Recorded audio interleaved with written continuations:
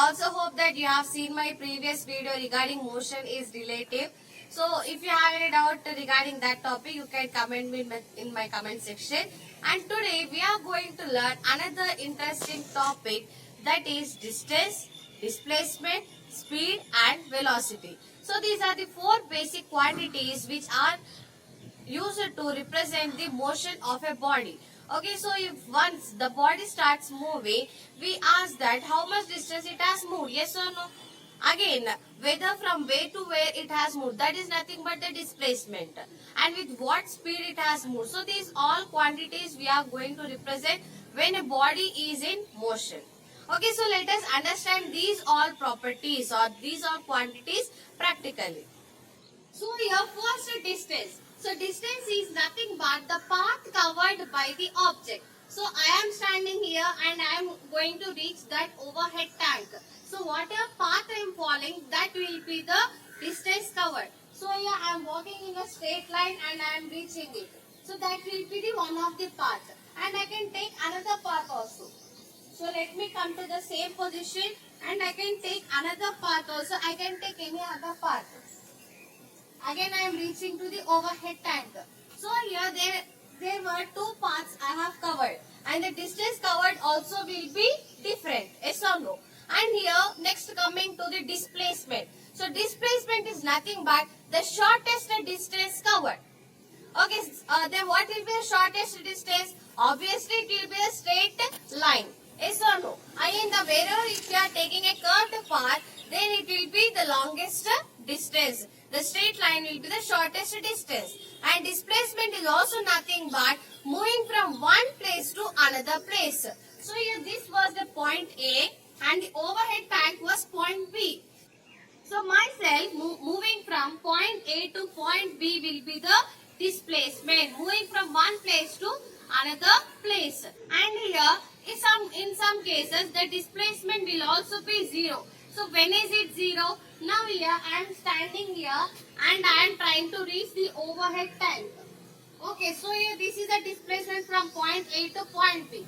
Again if I am heading back to point A, then have it displaced? Again I am reaching to the same point, no? So the displacement is 0. And the distance will be double because I am going once and again coming back.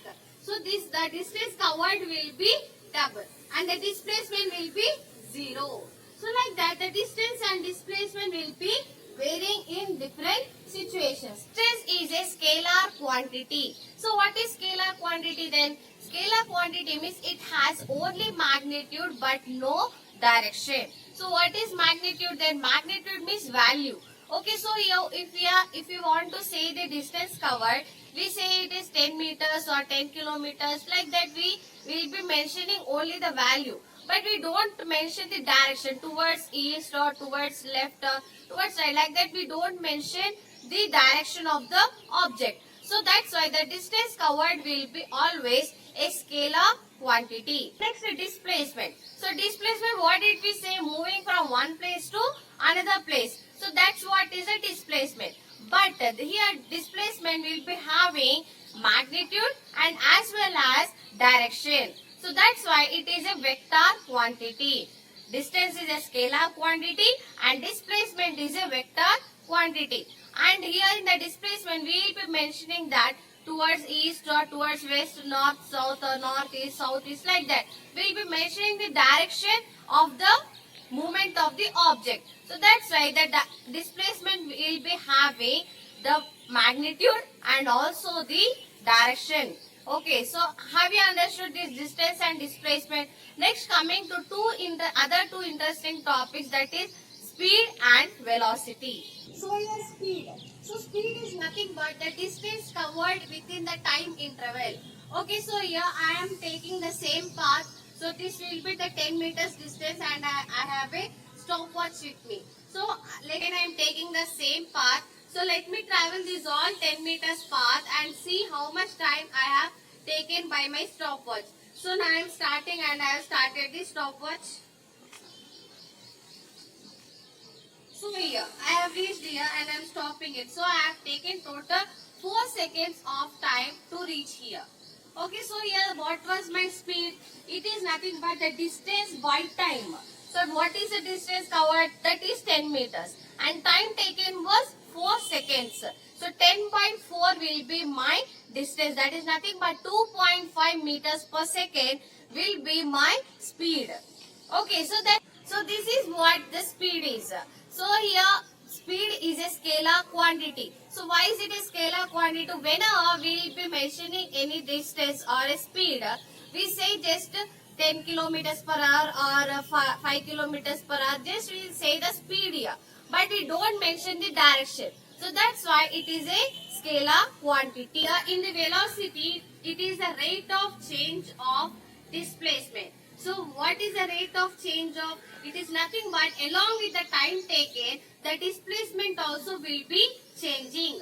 So here for 1 second I am moving 1 step forward, or other second I am moving 2 steps forward. So like that, along with the time taken, the distance covered or the displacement is also changing. So this is what the velocity. And velocity is a vector quantity. So why is it a vector quantity? Because we will be mentioning the magnitude along with the direction. So that's why velocity is a vector quantity. It is very simple to remember because speed scalar, velocity vector. So S, S and V, V. So it is very easy to remember like that. And so this is how the speed and velocity also will be changing. So if you want to give a definition for speed, we give it as speed equal to distance by time, and the units will be kilometers per hour, and the velocity also will be having the same units, but the formula will be changing like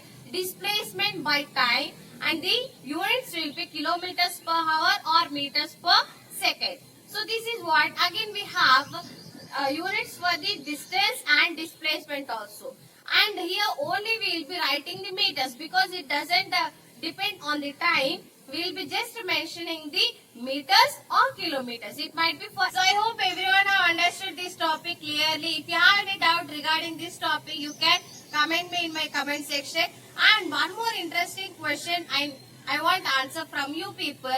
Now, if I am taking any circular path, then what will be the distance covered and what will be the displacement? So these two things you need to comment me in my comment section. Until then, keep observing and keep learning. Thank you.